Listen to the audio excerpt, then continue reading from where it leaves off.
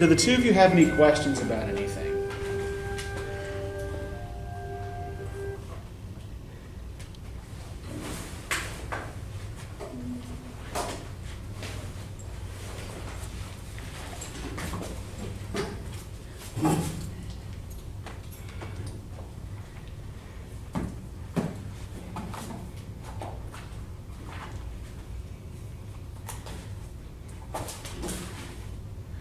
Whether about today's specific reading or generally speaking?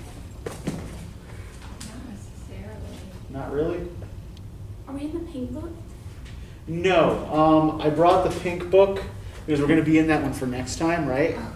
And I wanted to be able to point out to all of you exactly what part of Sartor Resartus I want you to read, right? Because I only want you to read about 5 pages of it. But I want you to know where to stop and start with those 5 pages, right? So actually, let me just say that now. So you're going to start on page 41 with the first full paragraph, the one that starts with "no less satisfactory."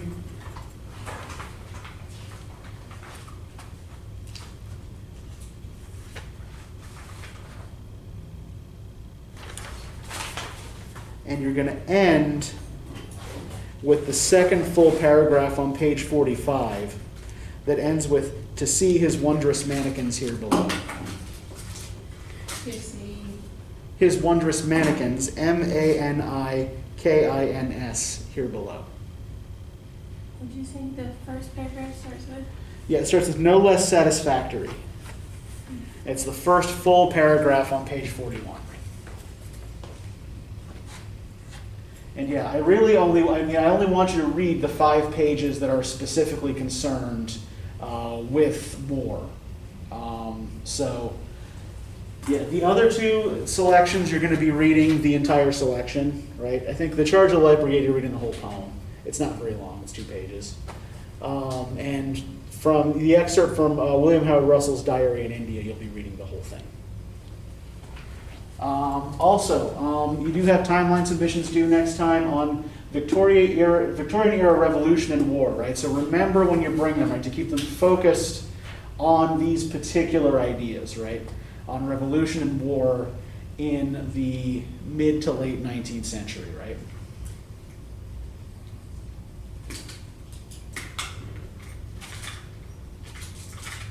So any questions about any of this?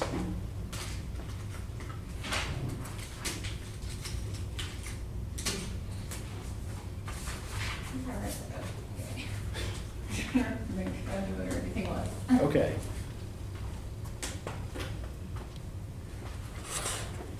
So, what y'all think of the poems that I gave you for today? I think that I kind of actually understood what was going on. Okay. There are a lot of big words. There were, but I Yes. still have an idea of what was, Okay. I think. Okay. And what we have in these 2 poems are 2 very different visions of the French Revolution and its progress, right? One in 1792, when things are still at a fairly early stage, and one in 1805, when the revolution itself is basically over and Napoleon has declared himself emperor, right? So the music that I was playing for today, this is Beethoven's 3rd Symphony, known as the Eroica, the Heroic Symphony, right? Not erotica. Students often make this mistake. No, there's no T in there, right? Eroica. And the reason I was playing this is because Beethoven had actually dedicated this particular piece to Napoleon.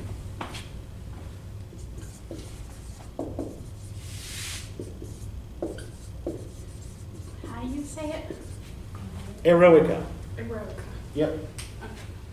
And then what you said, what did Eroica mean? Eroica means heroic. That's what I thought. Yeah, the heroic symphony. Yeah. So yeah, essentially, yeah, just stick an H on the beginning, right? That's it. So what this indicates is the kind of complicated relationship that the revolution and its its aftermath has for artists, right? That it's both a source of inspiration, and then particularly later on, as Napoleon's regime becomes more despotic, it becomes a source of disappointment, right?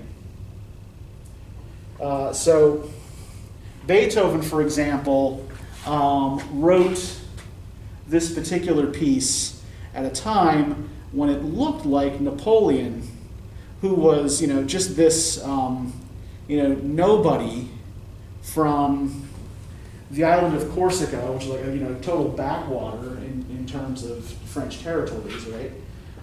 Managed to work his way up to the top position solely through talent, right? Beethoven saw Napoleon as a potential liberator who was going to throw down these hidebound old aristocracies and promote ideas of freedom. And like Napoleon's own maxim was careers open to talent, right?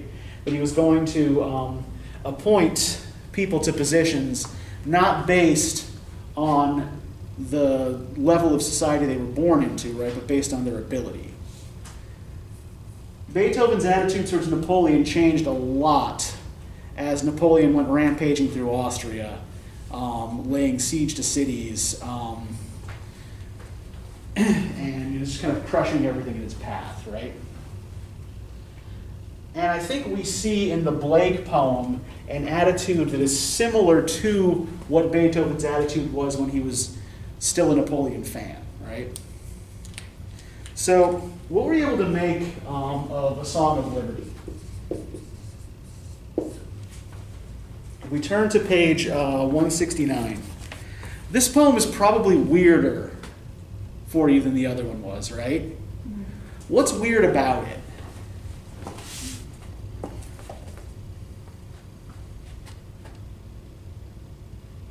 It's like a list. Yeah. Okay. Yeah. So so you're talking like the numbered lines and all that, right? Mm-hmm. Yeah, it's hard to tell whether it's a conventional poem or whether it's prose in a numbered list, right? So one of the reasons for this, does anybody remember from a couple weeks ago what William Blake actually did for a living?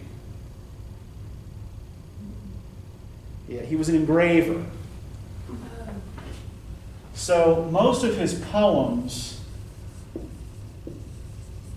when he published them, were published on illustrated engraved plates. In fact, James Gilray, who made the pictures I asked you all to look at for last time, and Blake were actually at art school together and both studied engraving, right? I don't know whether or not they actually knew each other, but given that they were at the same school at the same time studying the same thing, it's likely that they did. But yeah, Blake's talents took him into much weirder directions than Gilray's. Right? So Gilray was mostly interested in political cartooning. Blake is much more interested in this kind of visionary mythology that he invents, particularly surrounding the revolutions in America and then in France. So he comes up with a highly idiosyncratic personal mythology that's based largely around two figures. They don't have names yet in A Song of Liberty. That's something that will come along a little bit later, but they end up being called Orc and Urizen. So let me show you. I think it said that in the bottom. Yeah, I think it mentions them in the footnotes, yeah. But let me show you some of Blake's engravings, right, that demonstrate to you like how he envisioned these two figures. Because I think when it says orc, does it mean like orcs from Lord of the Rings? No, completely different. Just making sure, because it was kind of talking about hell and So I wasn't Yeah, sure if it was yeah. actually talking about what's from what range. So this actually is Blake's orc, right? Okay. So just take a minute, look at the image, and like tell me what you notice about it. Like tell me what you see. I like Jesus. Okay, what makes him look like Jesus? His hair almost looks like the crown of thorns, but I don't know if it's because I can't. Maybe not. Is it the posture as part of it, that he's got his arms stretched yeah, out? Yeah, it could, yeah. Okay. Like on the cross. Okay. Yeah, he's got his arms stretched out like on the, but he's also like, notice his legs, right? It's almost like he's kind of like climbing out of the picture, right? Like he's trying to bust out of the engraving. And yeah, he's got kind of wild curly blonde hair. And he's depicted as young and muscular, right? Now this is his counterpart, Urizen.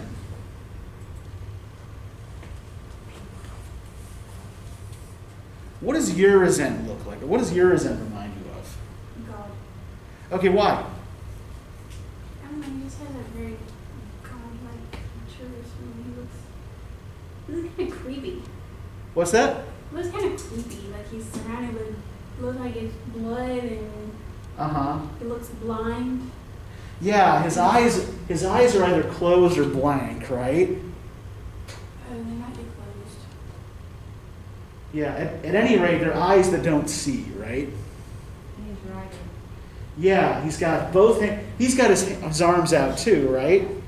But yeah, he's got a quill in each hand, and he's writing something behind him. It's like he's reading with his foot. Yeah, it's like he's looking down at this book and using his toe to guide himself. So he's surrounded by text, right? Yeah. It's like he's sitting like this. Like Yeah. in fetal position or something. Yeah, so like while Orc is busting out of the picture, right? Urizen is leaning back into it. And what else do we notice behind him? Tombstones or like a True. It's like almost pulling him in. Uh-huh. Yeah, we got the bent trees behind him, like a kind of tunnel, right? We've got these could be tombstones. What else might they look like if they had writing on them?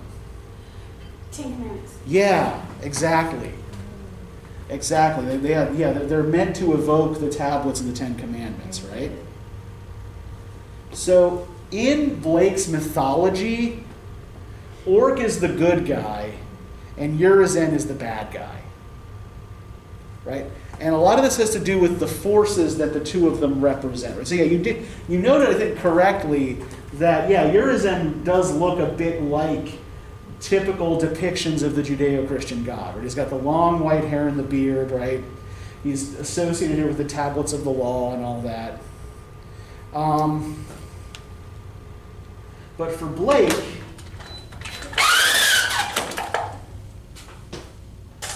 what Urizen represents is traditional authority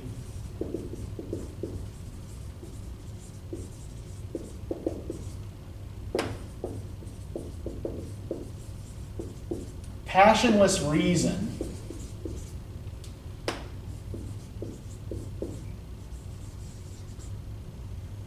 law and order.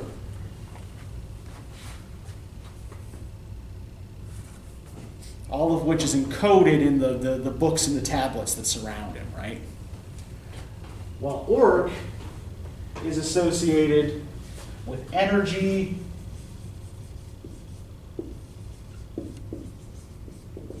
revolution, and youth.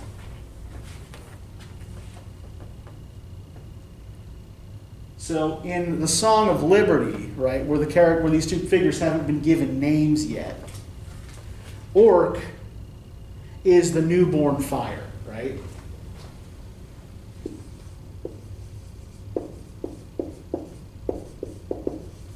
And Urizen is the starry king.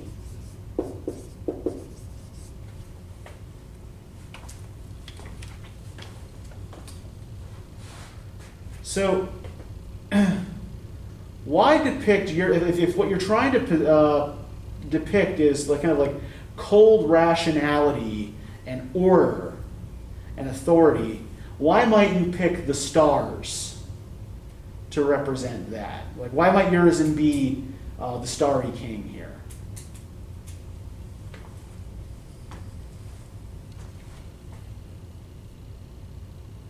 Like connected to Greek mythology, right? Because he's more like Zeus, or no? Okay, he is maybe a little bit like Zeus, right? So like definitely kind of like a sky god thing, right?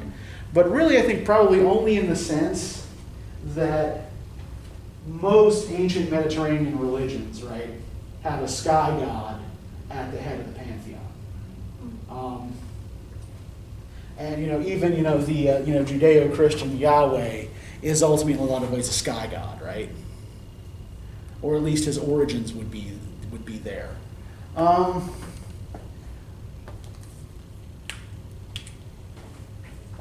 Maybe think about how the stars look in relation to us, right?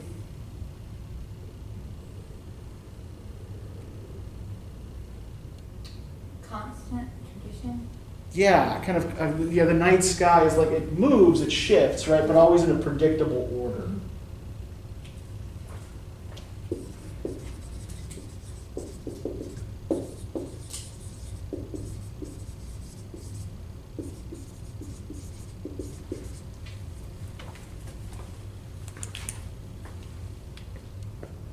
We might also think about this in terms of distance.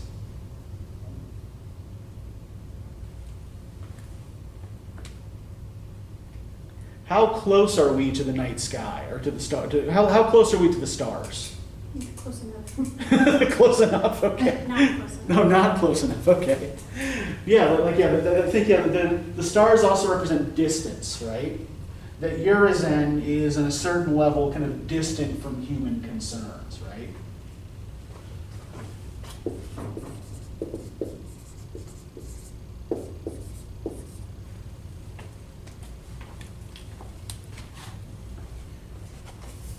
Now let's look at the way this works out in the poem. We're going to get somebody to start reading for us from page 169, starting with the eternal female groaned. The eternal female Thank you. groaned. It was heard over all the earth. Albion's coast is sick, silent. The American meadows faint. Shadows of prophecy shiver along by the lakes and the rivers and mutter across the ocean. France, rend down thy dungeon. Golden Spain, burst the barriers of old Rome. Cast thy keys, O Rome, into the deep down falling, even to eternity down falling, and weep. In her trembling hand she took the newborn terror, howling. Okay, let's pause there for a second, right? So what do we think is going on here with this first line, the eternal female groaned? What's happening?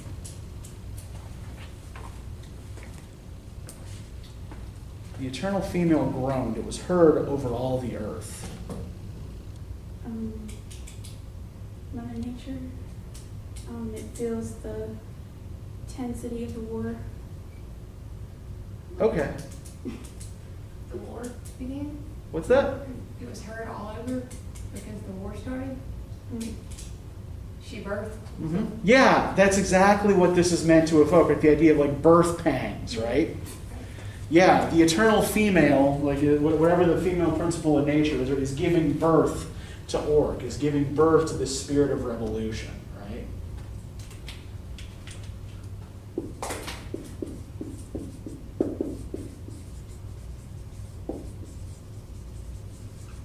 And the birth pangs are felt everywhere, right? Like an earthquake.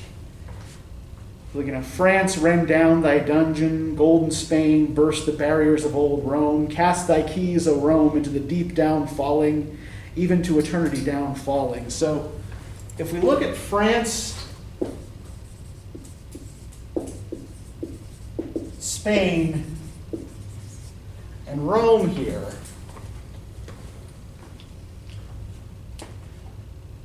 on the one hand, like what's happening in all of these places? Rend down thy dungeon, burst the barriers, cast thy keys into the deep.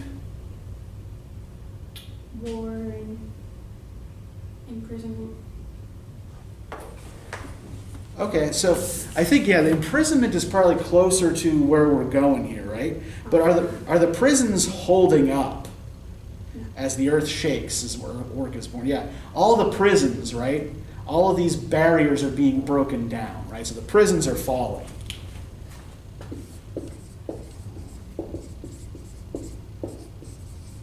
And I think we might get a good sense of what kind of prisons we're talking about, at least partially, if we think about what else France, Spain, and Rome have in common with each other that makes them, say, different from England. Bingo. Yeah.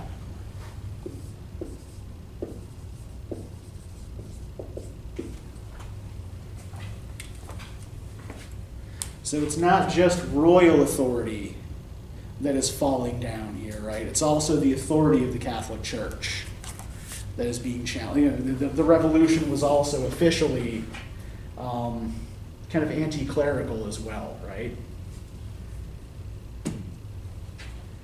In her trembling hand, she took the newborn terror howling. All right, so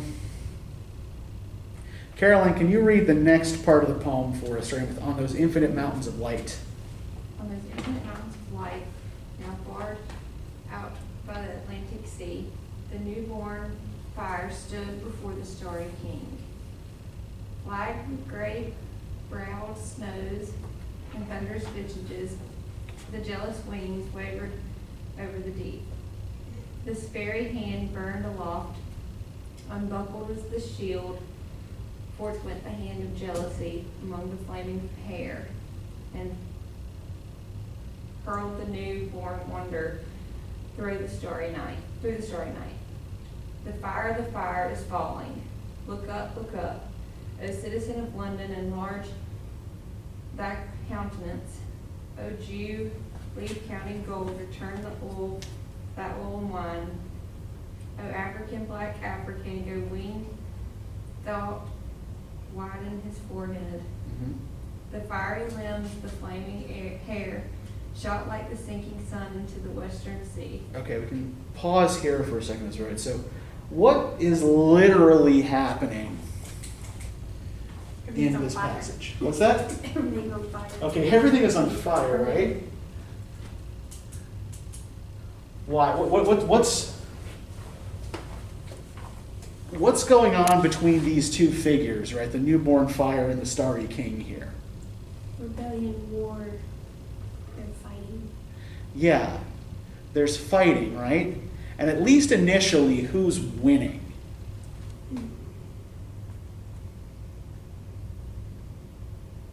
Orc. Mm.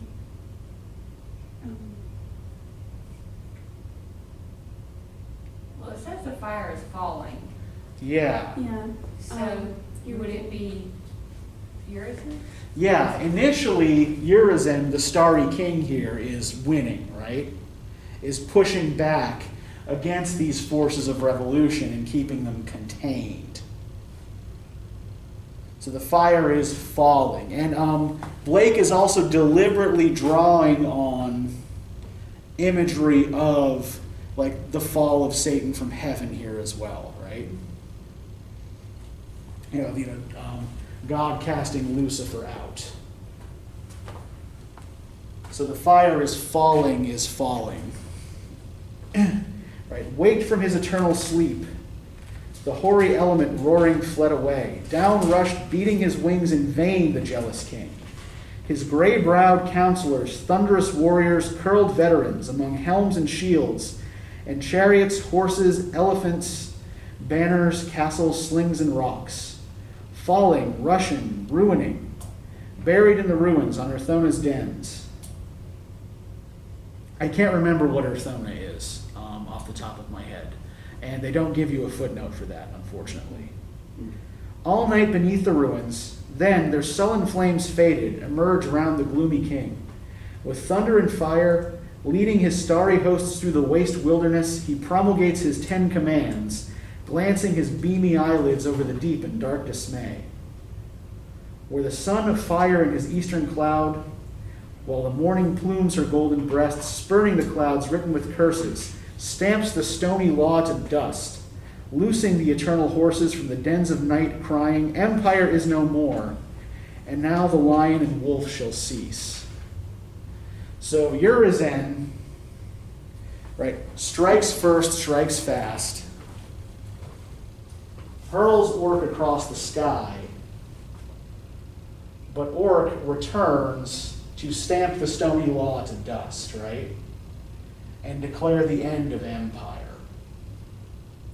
So, in the end of this confrontation, Orc is victorious, right?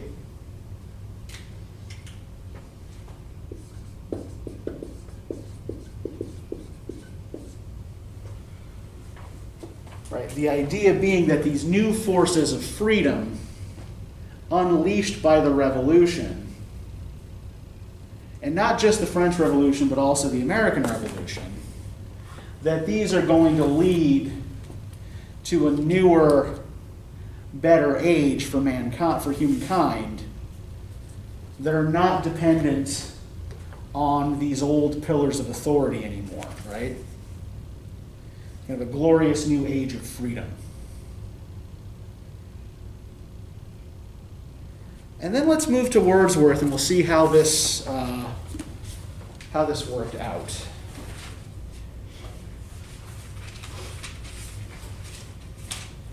So, let me tell you a little bit about Wordsworth and his experiences in France before we start digging into this part of the prelude here.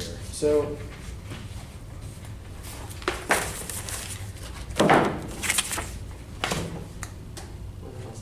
here we go. I'm losing things.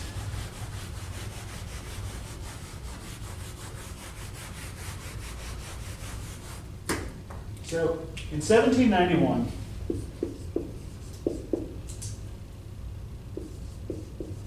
Wordsworth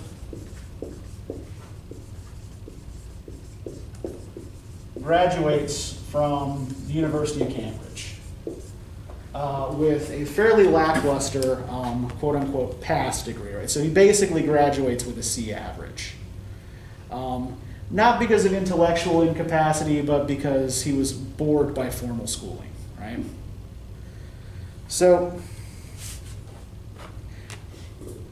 once he graduates, he is really keen to get away from his legal guardians who want him to pursue a conventional career in law or in the church, neither of which holds any appeal for him, right? So he's like, screw you guys, I'm going to France. So in November 1791, he finds himself in revolutionary France.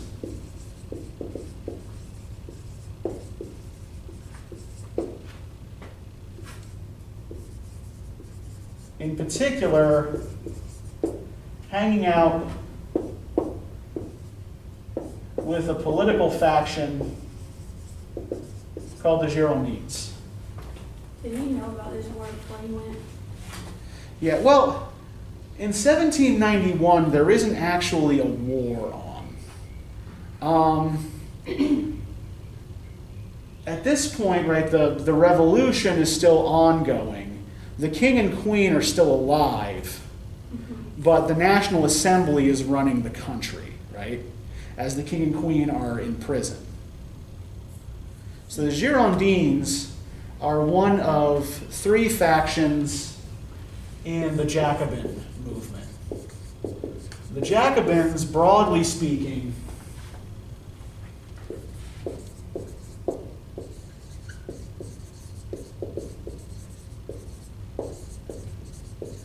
were the pro-revolutionary party in France. So, I don't know if y'all know how we use the terms right wing and left wing to describe people's political positions. This actually dates from the time of the French Revolution. In the National Assembly, the conservative parties sat on the right, and the Revolutionary Party sat on the left. So we still use those terms today to describe people's political orientation, right? Where people who are more conservative are right-wing, people who are more radical are left-wing, right? So the Jacobins end up kind of splitting into three factions, going from left to right.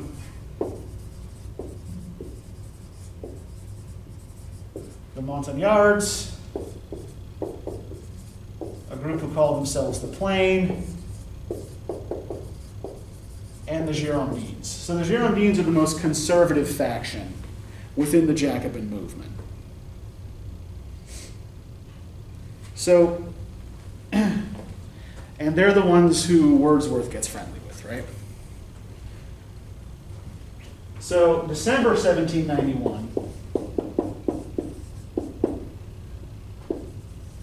Wordsworth meets a woman by the name of Annette Vaillant, and within 2 months, she is pregnant with his child. So in 1792, she gives birth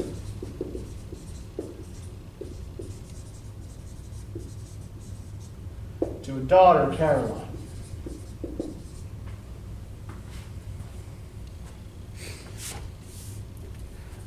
But Wordsworth has no financial prospects in France, right? His odds of making a living here are no better than they were in England. So in 1793,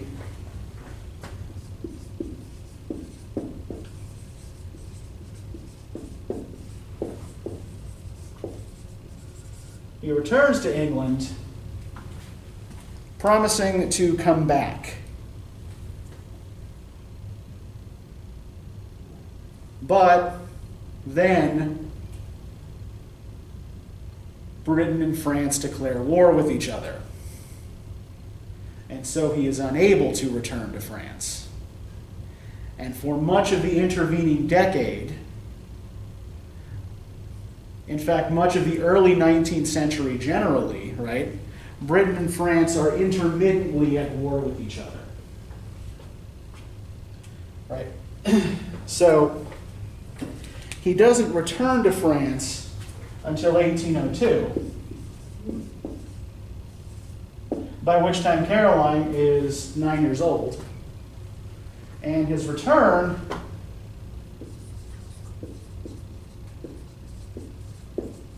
is really only to tell Annette Vaillant of his impending marriage to someone else.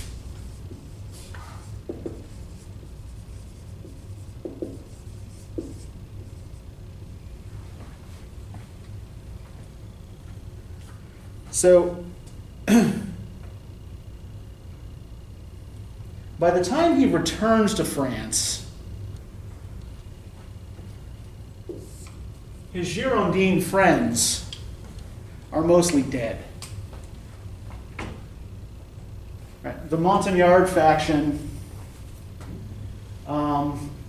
takes power in 1793. The Reign of Terror begins, and the Girondins are purged. So, Wordsworth's disillusionment with the ideals of the Revolution that he'd found really attractive when he first arrived in France in 1791 is pretty deep and pretty personal. So, what I'd like you to, I need to step out for a second because I don't feel great. I will be back in just a moment. So what I want you to do is just maybe take a quick look at this excerpt from the Reign of Terror portion here in particular, right? And I want you to see where you note Wordsworth's anger and disappointment here, right, with the revolution and its ideals. Try to compare that to the hopefulness and the almost kind of apocalyptic, visionary sensation explored in Blake, right? And I'll be right back.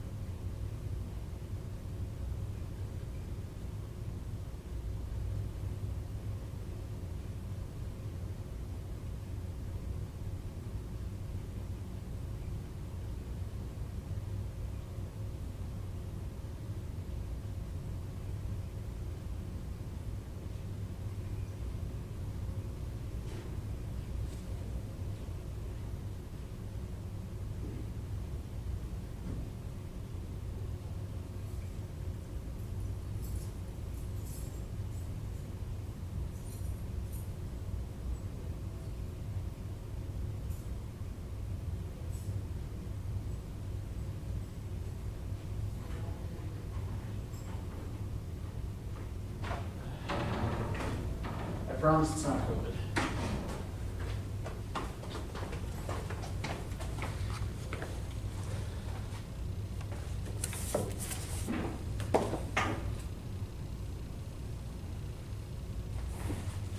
Okay, so let's just start going through this together. Can I get one of you to start reading from page 397 from Tyrants Strong Before? Pirates strong before and devilish pleased, were 10 times stronger now, and thus beset with foes on every side. The goaded land waxed mad, the crowns of feud spread into madness of the winning blasts. From hell came sanctified, like airs from heaven, the sternness of the just, the faith of those who doubted not that providence at times of anger and of vengeance, there to throne the human understanding paramount, and made that their God. The hopes of those who were content to barter short-lived pangs for a paradise of ages, the blind rage of insolent tempers, the light vanity of intermeddlers, steady purpose of the suspicious, slips of the indiscreet, and all the accidents of life were pressed into one service, busy with one work. Okay, let's stop here for a second. And let's think about ways in which this actually kind of resembles Blake.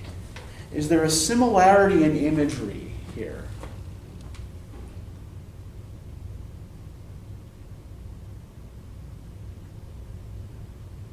Do we see anything here that sounds a little bit like Blake?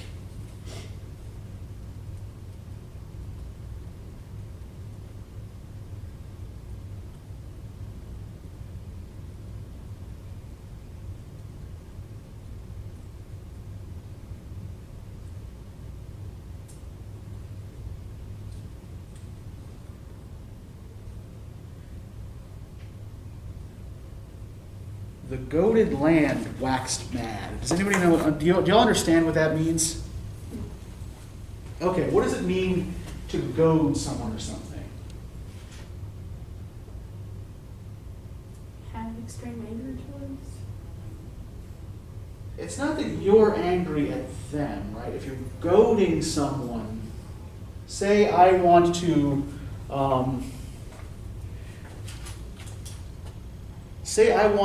goad you into going and picking a fight with Caroline, right? What does that mean? What am I doing? Like persuade? Yeah, but like not by kind of poking at you, right? So a goad literally is like a cattle prod. Oh. So the goaded land waxed mad. To wax, right? Think about this as like, do you know what the difference between a waxing and a waning moon is, for example? What does it mean to wane if something is waning? I've heard it, but I couldn't like explain it. Okay, so waning means getting smaller, right? So, when you've got a full moon, for example, right, and it starts going back to a new moon, then it's waning. When it's going from a new moon and it's growing into a full moon, then it's waxing, right? The reason I got this on there, I think the harvest moon, I think, starts tonight, the last full moon of the summer. Just interesting side note, right? Mm-hmm. So the goaded land waxed mad. Now that we know what goaded means and what waxed means, how do we interpret this line? The goaded land waxed mad. Like the bear. What did you say? I said you poked the bear. Yeah, you poked the, yeah, exactly, right? You poked the bear. And it started acting crazy, right? So this is like the eternal female groaning, right?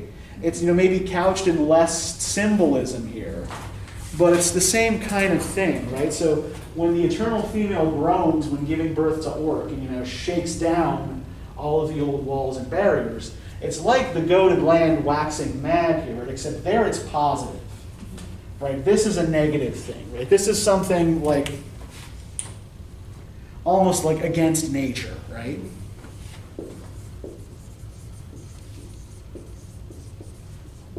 Right? Nature responds violently to some kind of unnatural stimulus, right? The crimes of few spread into the madness of the many.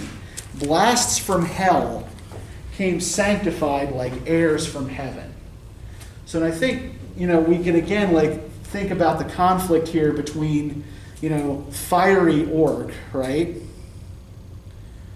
Who does have some of the qualities of the Judeo-Christian Satan without the negative associations, right? He's one who refuses to follow the orders of a god he regards as a tyrant. He's cast down out of heaven, right? And is associated with chaos and with energy, right? But again, in this case, he's a blast from hell, right? This chaos is a blast from hell that came sanctified like airs from heaven, right? So it comes in disguise, right? What looked like a revolution to save mankind from tyranny is becoming its own kind of tyranny, right? Tyrants strong before in devilish pleas were 10 times stronger now. Right? The Montagnards, in Wordsworth's reading of events, are just as bad as the kings were.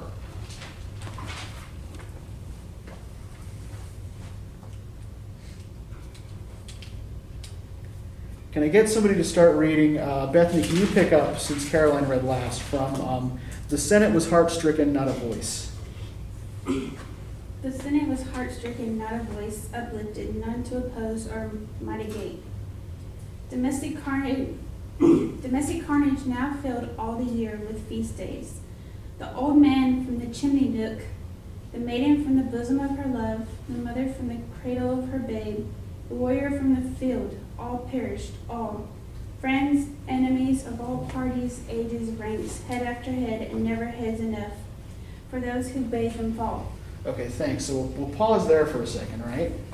So first off, the reference here, domestic carnage and feast days. Right? What's a feast day? Festival. Yeah, it's a festival, right? What kind of festival is a feast day, specifically? Patriotic festival. Okay, so in the revolutionary context, what happened here essentially was the revolutionary government replaced the Catholic feast days of saints with celebrations of human reason, right? So the feast day specifically refers to a day set aside to celebrate a saint, particularly in Catholicism.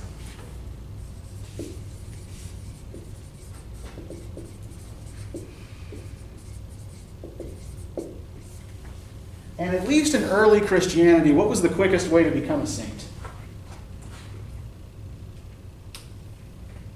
Baptized? No. Well, it was a way to become a disciple, right? What happened to most of the early saints? Yeah, usually horribly, right? So the easiest way to become a saint, at least in the early church, was to become a martyr.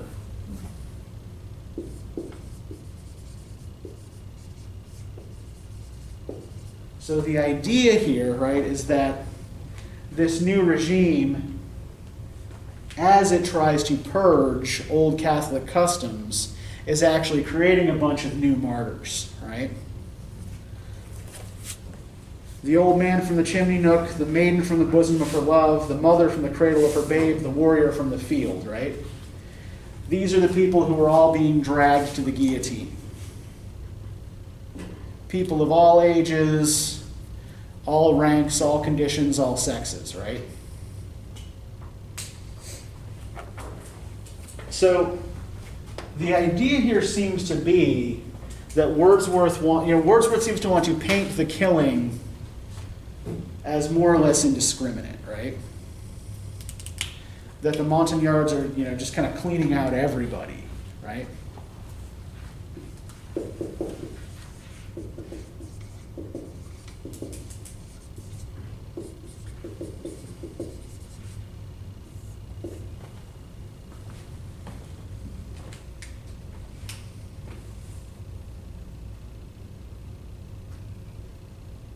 And I think that he is also trying to deliberately evoke sort of feelings of pathos, right? And kind of like evoke an emotional response in choosing these particular figures, right? And taking an old man from the fireplace, or in front of the fireplace, right?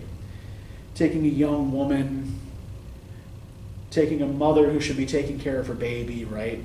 The idea is to tug at your heartstrings to make you feel that this is wrong. Right?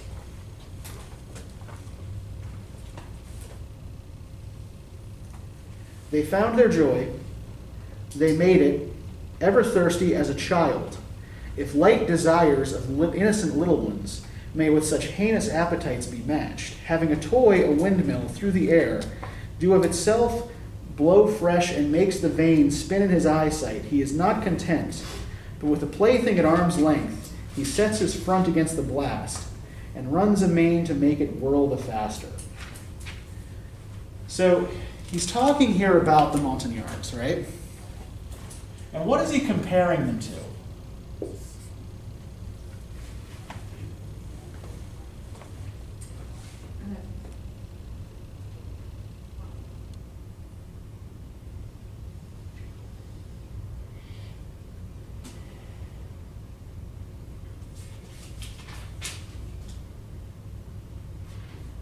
They found their joy, they made it, ever thirsty as a child, if light desires of innocent little ones may with such heinous appetites be matched.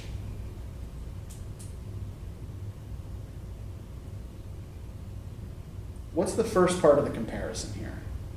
He's like an authoritative figure taking something away. Not quite. Think about, who typically gets things taken away from them?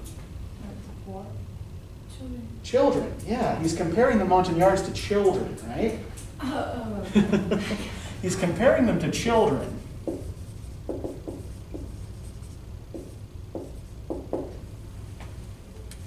Who are playing with a windmill, right? Like a little windmill toy. Think of like a pinwheel, right? Having a toy, a windmill, through the air, do of itself blow fresh, and makes the veins spin in his eyesight. So, what happens if you have a pinwheel and you just hold it up and let the wind blow? It spins. Yeah, the wheel spins, right? And yay, it's pretty and it's fun, it's amusing, right? But the Montagnards, he's saying, are not satisfied to just let the wind blow the pinwheel, right? He is not content, but with the plaything at arm's length, he sets his front against the blast and runs amain to make it whirl the faster, right? So they're not content to just let nature take its course, right? They have to try to force nature to do what they want, right?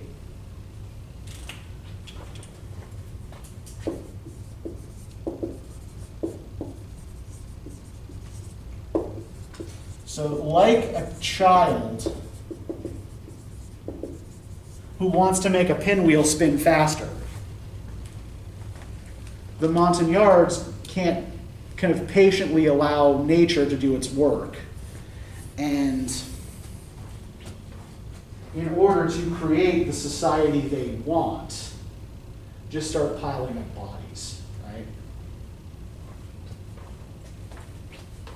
So I think that there's something kind of doubly horrifying about this particular image, right?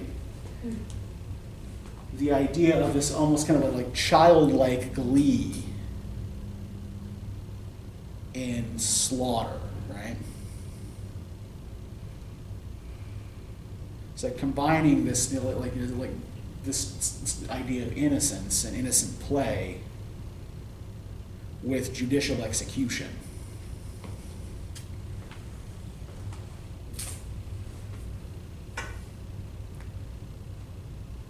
So, the second part of this retrospect, this is his first impression of the revolution. So this is going back to what his initial ideals were, right? What he felt in 1791 when he first arrived in France, as a young recent college grad, just trying to find his way in the world, right? So can I get one of you to read from A Pleasant Exercise of Hope and Joy? A pleasant exercise of hope and joy, for great were the auxiliaries, which then stood upon our side, we who were strong in love. Bliss was it in that dawn to be alive, but to be young was very heaven. O times in which the meager, stale, forbidding ways of custom, law, and statute took at once the attraction of a country and romance. When reason seemed the most to assert her rights, when most intent on making of herself a prime enchanter to assist the work which then was going forwards in her name. Not favored spots alone, but the whole earth, the beauty wore of promise, that which sets to take an image which was felt, no doubt, among the bowers of paradise itself, the budding rose above the rose full blown. What temper at the prospect did not wake to happiness unthought of? The inert were roused, and lively natures rapt away. They who had fed their childhood upon dreams, the playfellows of fancy, who had made all powers of swiftness subtly and strength their ministers, used to stir in lordly wise among the grandest objects of the sense, and deal with whatsoever they found there, as if they had within some lurking right to wield it. They too, who of gentle mood had watched all gentle motions, and to these had fitted their own thoughts, schemers more mild and in the region of their peaceful selves, did now help find helpers to their heart's desire, and stuff at hand plastic as they could wish, were called upon to exercise their skill not in utopia, subterraneous fields, or some secretive island, heaven knows where, but in the very world which is the world of all of us, the place in which in the end we find our happiness, or not at all. Great. Thank you. So this word utopia near the end of this. What's utopia? Do either of you know? What is a utopia? What's that? Perfect. A perfect place. Yeah, utopia is like this kind of idea of a perfect place, a perfect world, right? And it comes from a 16th century book by Thomas More.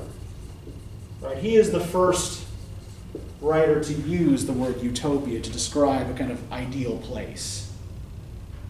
But the joke is that translated from Greek into English, utopia actually means no place.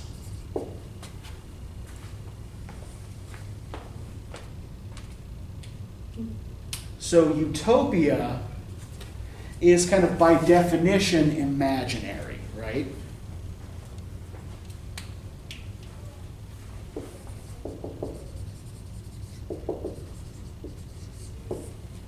And if we look at these last couple lines of this section that Bethany just read, what is Wordsworth saying, like, kind of seems to be possible at the beginning of the Revolution?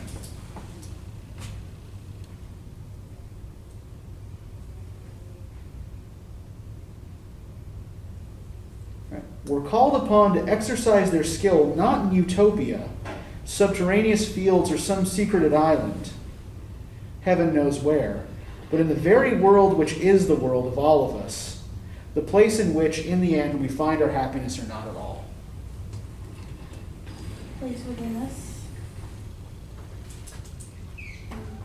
Well, Not so much, right? Or the place we make it. Yeah, that we can actually make utopia in the real world, right? That in 1791, to him, this seems possible, right? That we can take this dream place, this imaginary place, and make it real. And in fact, he seems to associate much of the early revolutionary activity with dreaming and with creative people and the creative intelligence, right? But there's something also kind of childlike in the way he describes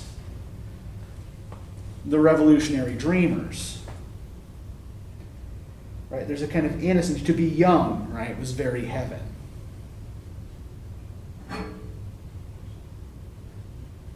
Those who had fed their childhood upon dreams, right? There's a kind of naivety expressed here too, right? That we can actually take the stuff of our dreams, the stuff of our imaginations, and make it into a better world. So the imagination here, and the kind of like the childlike enthusiasm cuts both ways here, right? On the one hand, it can lead to these beautiful dreams of a better world, but it can also lead to this kind of impatient forcing of the world into a shape that you want, right? And I think that this is kind of where Wordsworth settles his idea, right? This is where he sees the revolution ending. Because, by 1805, by the time he's written this, the French Republic is no more, and Napoleon is in power, right? So the First Republic has become the First Empire. Oh, and by the way, they're intermittently at war with England. So that too. Okay, so that's really all I have for you guys for today. Do you guys have any questions about this?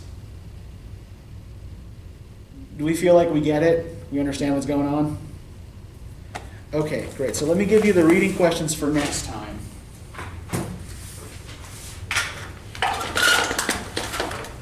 And we're going to encounter Victorian ambivalence about war and revolution.